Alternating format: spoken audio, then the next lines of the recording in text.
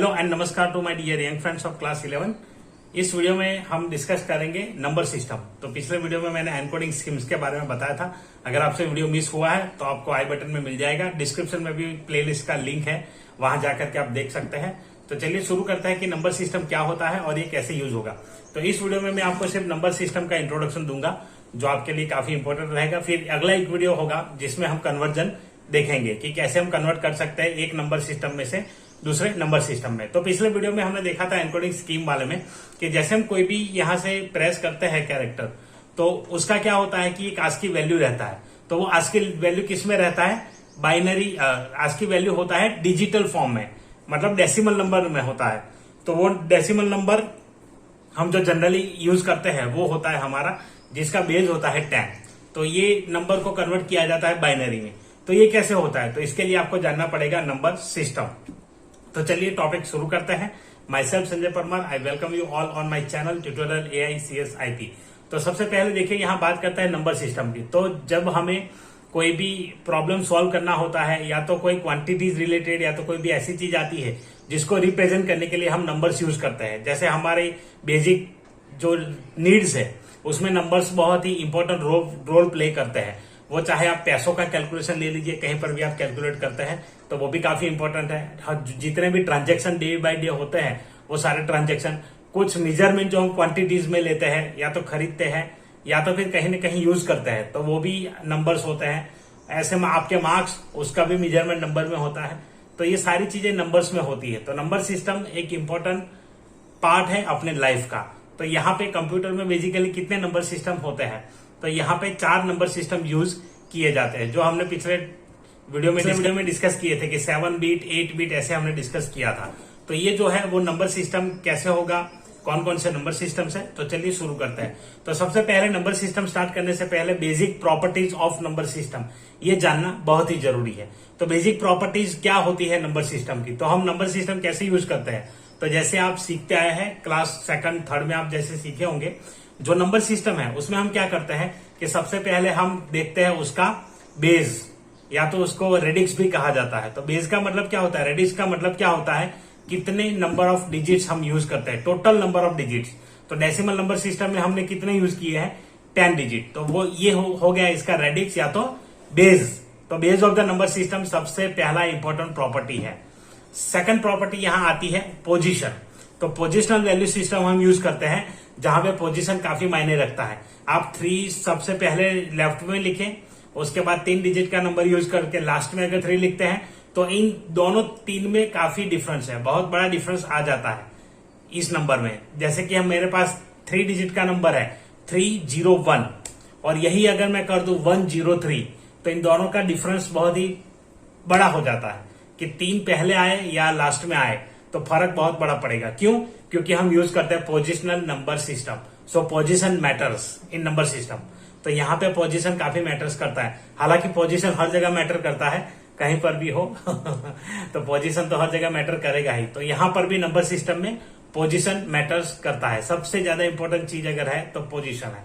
उसके बाद तीसरी चीज अगर हम देखेंगे इंपॉर्टेंट प्रॉपर्टी, जो मैंने 3 प्रॉपर्टीज के बारे में बताया, उसमें थर्ड है, वो है कौन से नंबर्स आप यूज कर रहे हैं। तो पहले टोटल नंबर ऑफ डिजिट्स कितने हैं, दैट इज कॉल्ड बेस और रेडिक्स। सेकंड जो है वो क्या है आपका पोजीशन, कौन सी पोजीशन पे है। और हमेशा हम जो नंबर होते हैं उसको कैसे पोजीशन काउंट करते हैं। तो आपके पास अगर नंबर है जिसमें डेसिमल पार्ट नहीं है, फ्रैक्शनल पार्ट नहीं है, तो वो हम काउंट करते हैं राइट टू लेफ्ट, जो बेसिकली स्टार्ट होता है 0 से। और अगर हमारे पास फ्रैक्शनल पार्ट है तो वो हम काउंट करते हैं लेफ्ट टू राइट। तो उसमें काउंट होता है -1 से, -1, -2, -3, -4, -5, -5, ऐसे चलता रहता है कंटिन्यूसली जितने डिजिट है। ऐसे अगर राइट में यहां जाएंगे फ्रैक्शन के इस वाले पार्ट में, जो हम टोटल वहां पे पॉइंट के से पहले यूज करते हैं, तो वो राइट टू लेफ्ट होता है 0, 1, 2, 3, 4, 5, ऐसे कंटिन्यूसली चलता है। तो ये है इसका पोजीशन। तो पोजीशन मैटर्स करते हैं यहाँ पे। तो ये किसी भी नंबर सिस्टम में काफी इंपॉर्टेंट है। तो चलिए अब बात करते हैं बेसिक नंबर सिस्टम के कि कितने टाइप के नंबर सिस्टम्स जनरली कंप्यूटर्स में यूज करेंगे, जो आपके सिलेबस में यहाँ पे दिया गया है या तो यूज होते हैं बेसिकली। तो सबसे पहला नंबर सिस्टम तो हम यूज करते हैं डेसिमल। Number system. तो डेसिमल नंबर सिस्टम एक कॉमन और सिंपल नंबर सिस्टम है जो हम जनरली यूज करते हैं। तो इसका बेस क्या होता है 10, क्योंकि हम डिजिट्स यूज करते हैं 0 to 9 और जिसका पोजीशन भी हम वैसे ही कैलकुलेट करते हैं। तो जैसे हम लिखेंगे कि एक नंबर हमारे पास है 134, तो इसको हम कैसे कैलकुलेट कर सकते हैं 134? तो हम 0 से स्टार्ट करेंगे, 0, उसके बाद जो पोजीशन होगा नेक्स्ट 1, जो हम जनरली 1s 10th 100 ऐसे कैलकुलेट करते हैं। तो वो 1 किस पोजीशन पे आएगा 0 पे, 10th किस पे आएगा 1 पे और 100 किस पे आएगा 2 पे। तो यहाँ पे हम किस तरीके से उसको कैलकुलेट करेंगे? तो सबसे पहले हमें लिखना है वो नंबर, जो भी नंबर हमने यहाँ लिखा है। तो यहाँ पे मैं आपको ये दिखा देता हूं कि कैसे काम करता है। तो देखिए, सबसे पहले हम जैसे कोई नंबर अगर लेते हैं तो हमारे पास 3 डिजिट का नंबर है। जस्ट अ मिनट, यहाँ पे मैं यूज कर लेता हूं टेबल 312। तो ये नंबर अभी मेरे पास है। इसका फॉन्ट थोड़ा बढ़ा देते हैं। ये नंबर सिस्टम में हमने एक नंबर ले लिया।